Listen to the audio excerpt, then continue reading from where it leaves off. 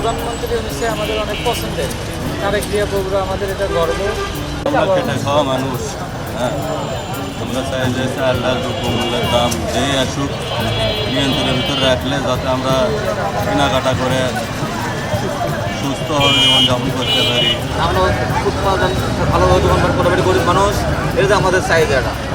তেল আর ডিজেলের দাম কম হলে আমরা, আর ডাক্তারের ওষুধপাতির দাম কম হলে আমরা সুবিধা হয়। আমরা যেহেতু ইয়াং জেনারেশন, আমাদের দেশ নতুন একটা বিপ্লবের পর নতুন সরকার গঠন হয়েছে। আমরা প্রথমেই চাবো দুর্নীতিমুক্ত দেশ। আমরা চাবো আমাদের দেশের মানুষের যেন কর্মসংস্থান হয়।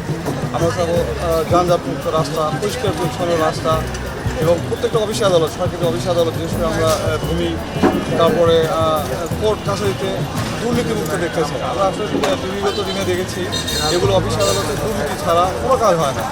আমরা চাই দেশে কর্মসংস্থান হোক, দুর্নীতিমুক্ত হোক, মানুষের আর্থসামাজিক উন্নয়ন হোক,